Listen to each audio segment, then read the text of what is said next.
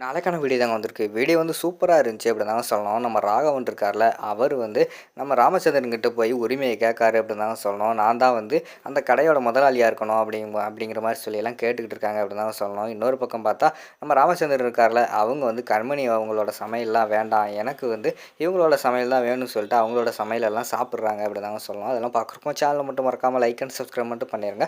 First எடுத்த உடனேயுமே வந்து அந்த இடத்துல ஒரு பக்கத்து வீட்டுக்கார கிட்ட வந்து நம்ம கண்மணி வந்து சொல்றாங்க, "அக்கா, இந்த சாப்பாடெல்லாம் வேண்டாம். இதில வந்து அதிகமா கொலஸ்ட்ரால் இருக்கு. அதனால இந்த சாப்பாட வந்து நீங்க எடுத்துட்டு போயிருங்க. மாமாவுக்கு வந்து நான் நல்லா இருக்கணும்னு சொல்லிட்டு, 100 வருஷம் நல்லா வாழணும்னு சொல்லிட்டு, நான் எல்லாம் பார்த்து பார்த்து பண்ணிக்கிட்டு இருக்கேன். நீங்க ஆட்டுக்கறிய குடுத்து இப்படியெல்லாம் பண்ணாதீங்க." அப்படின்னு சொல்லிட்டு, அந்த தூக்குச்சட்டிய வாங்கி திருப்பி அந்த அக்காட்ட குடுக்காங்க. "ஏம்மா கண்மணி குடும்மா, அவ சங்கடப்பட போறா." அப்படின்னு சொல்லிட்டு அவட்டருந்து திருப்பி வாங்கிடுறாங்க அந்த அக்காட்டருந்து. வாங்கிட்டு, "சரி, இனிமே வந்து எனக்காக எதுவும் செஞ்சு கொண்டு வரக்கூடாது. சரியா?" அப்படின்னு சொல்லிட்டு அவங்ககிட்ட சொல்றாங்க. சரிண்ணே. இனிமே கொண்டு வர மாட்டேன். இந்த ஒரு டைம் தான்." அப்படி சொல்லிட்டு அவங்க வந்து பக்கத்துல உட்காந்துக்கிட்டு இருக்காங்க.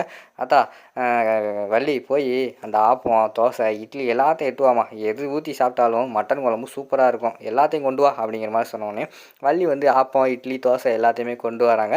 எல்லாத்துலயுமே அந்த ஆட்டுக்கறிய ஊத்தி பெனஞ்சு சாப்பிட்டுக்கிட்டு இருக்காரு. "சூப்பரா இருக்கு. அண்ணே எப்புட்ண்ணே இருக்கு?" அப்படிங்கிற மாரி கேட்டோனே, "இருந்தாலும் உன் கைப்பக்குவம்.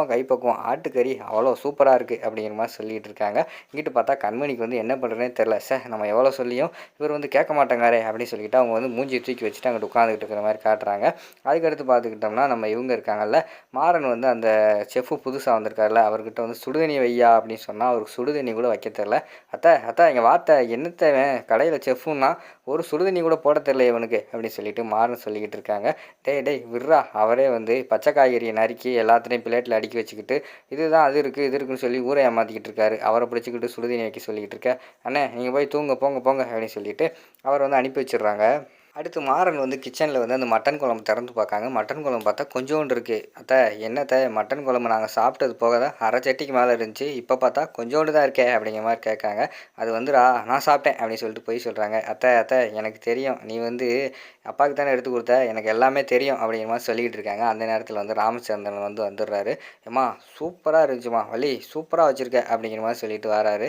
"அண்ணே உனக்கு பிடிச்சிருக்கானே?" அப்படிங்கிற மாதிரி சொன்னோன்னே, "எனக்கு இந்த இந்த குழம்பு சாப்பிட்டதுக்கப்புறம் தான் எனக்கு வந்து சாப்பிட்ட மாதிரியே ஃபீல் இருக்குது." அப்படிங்கிற மாதிரி சொல்கிறாங்க. "ஆமாண்ணே, நீ உன் மருமக வந்த பிறகு என்னையே வேண்டான்னு சொல்லிட்ட. பிறகு என்ன என் குழம்ப சாப்பிடவா போகிற?" அப்படிங்கிற மாதிரி சொல்கிறாங்க.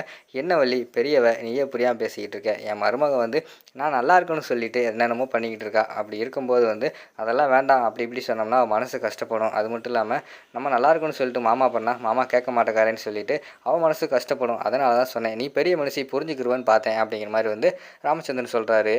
முன்ன மாதிரி வந்து நான் தகப்பன் மட்டும் கிடையாது. இப்போ என் மருமகள் இருக்கும், நான் மாமியார். எல்லா பக்கமும் பார்த்தா தானே குடும்பம் வந்து ஸ்மூத்தாக போகும்." அப்படின்னு சொல்லிட்டு அவர் அந்த இடத்துலேருந்து போகிற மாதிரி தான் காட்டிக்கிட்டு இருக்காங்க.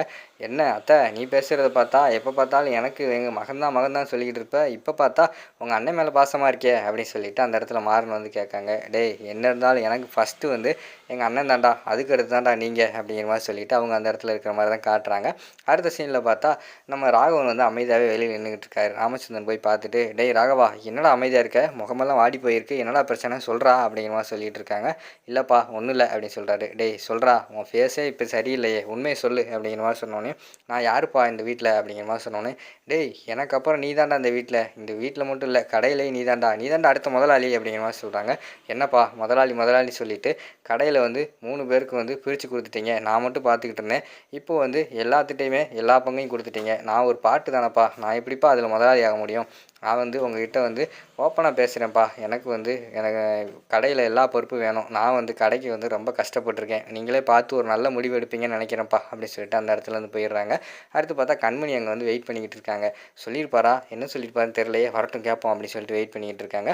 போனவுடனே, "ஏங்க மாமாகிட்ட சொன்னீங்களா, என்னாச்சு?" அப்படிங்கிற மாதிரி சொன்னோடனே, சொல்லிட்டேன் கண்மணி." அப்படிங்கிற மாதிரி சொல்கிறாங்க. "ஏங்க அந்த பிரச்சனையெல்லாம் சொல்லிட்டீங்களா? எல்லா பிரச்சனையும் சொன்னால் தாங்க அவருக்கு புரியும்." அப்படிங்கிற மாதிரி சொல்கிறாங்க. "சொல்லிட்டேன் கண்மணி, அவர் ஏதாவது முடிவெடுப்பார்." அப்படிங்கிற மாதிரி சொல்கிறாங்க. "சரி, மாமா என்ன பண்ணாரு?" அப்படிங்கிற மாதிரி சொன்னோடனே, "மாமா கேட்டார். இன்னும் ஒரு நல்ல முடிவு எடுப்பாருன்னு நம்புகிறேன். வா படு பேசாமல்." அப்படின்னு சொல்லிட்டு அவங்க வந்து படுத்து தூங்கிடுறாங்க. அடுத்து பார்த்தா மாறனை வீராவையும் தான் காட்டுறாங்க. "என்ன வீரா, ஃபோன் எங்கே இருக்குது அப்படிங்கிற மாதிரி வந்து மாறன் கேட்காரு. கையில் தான் இருக்குது அப்படிங்கிற மாதிரி சொன்னோன்னே, ஓ அப்படியா, சரி குட் நைட், திருப்பி சந்திப்போம் அப்படிங்கிற மாதிரி சொல்கிறாங்க. என்ன குட் நைட் சொல்லிவிட்டு திருப்பி சந்திப்போம்னு சொல்கிறானே அப்படின்னு சொல்லிட்டு படுக்காங்க. படுத்தா நம்ம மாறன் வந்து வாட்ஸ்அப்பில் எஸ்எம்எஸ் பண்ண ஆரம்பிச்சிடுறாரு. பார்த்தா சிங்கிள் டிக்கே விழுந்துக்கிட்டு இருக்கு. என்ன செல் நோண்டிக்கிட்டு இருக்கா, ஆனால் சிங்கிள் டிக்கு விழுந்துக்கிட்டு இருக்கே, என்னாச்சு ஓய், என்ன எனக்கு சிங்கிள் டிக்கு விழுந்துக்கிட்டு இருக்கு அப்படிங்கிற மாதிரி சொன்னோன்னே, பாருப்பா அவன் இப்போ உன் ஃபோனில் ஏதாவது பிரச்சனையாக இருக்கும் அப்படிங்கிற மாதிரி சொல்கிறாங்க நம்ம வீரா. ஏய் என் ஃபோன்லலாம் ஒன்றும் பிரச்சனை கிடையாது, என்ன பிளாக் எதுவும் பண்ணிட்டியா அப்படிங்கிற மாதிரி கேட்காங்க. பரவாயில்லையே இவ்வளோ சீக்கிரம் கண்டுபிடிச்சிட்டியே அப்படிங்கிற மாதிரி சொல்கிறாங்க. அதானே பார்த்தேன், உன் டிபி காட்டலையேன்னு பார்த்தேன் அப்படிங்கிற மாதிரி சொல்கிறாங்க. பரவாயில்ல, அறிவான பையன்தான். சரி எதுக்கு பிளாக் பண்ண, இதெல்லாம் நம்ம இதில் இல்லையே அப்படிங்கிற மாதிரி சொல்கிறாங்க. ஆமாம், கேர்ள் ஃப்ரெண்ட்னா பிளாக் பண்ண தான் செய்வாங்க, நீ வேணால் உன் ஃப்ரெண்டுக்கிட்ட கேட்டுப்பாரு அப்படிங்கிற மாதிரி சொல்கிறாங்க.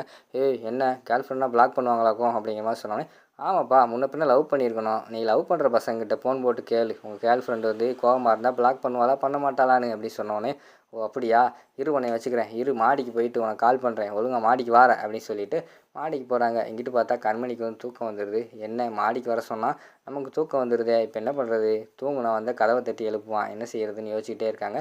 சரி தூங்குவோம் வரட்டும் பார்ப்போம் அப்படின்னு சொல்லிட்டு தூங்க போகிறாங்க. டக்குன்னு கால் பண்ணி, ஓய் என்ன தூங்குனியா, ஒழுங்கா மாடிக்கு வா அப்படின்னு சொல்லிட்டு மாறன் வந்து கூப்பிட்றாங்க. சரின்னு சொல்லிட்டு மாடிக்கு தான் போகிறாங்க. மாடிக்கு போய் பார்த்தா அங்கே வந்து ஒரு டென்ட்டு கொட்டா மாதிரி செட்டப் போட்டு அப்படியே பலூனெல்லாம் வச்சு லைட்டெல்லாம் வச்சு சூப்பராக இருக்குது. அதை பார்த்தோன்னே வீரா வந்து சர்ப்ரைஸ் ஆகி நிற்கிற மாதிரி தான் காட்டிக்கிட்டு இருக்காங்க. அதோட பார்த்துக்கிட்டிங்கன்னா அந்த எபிசோட் வந்து முடிச்சிடுறாங்க.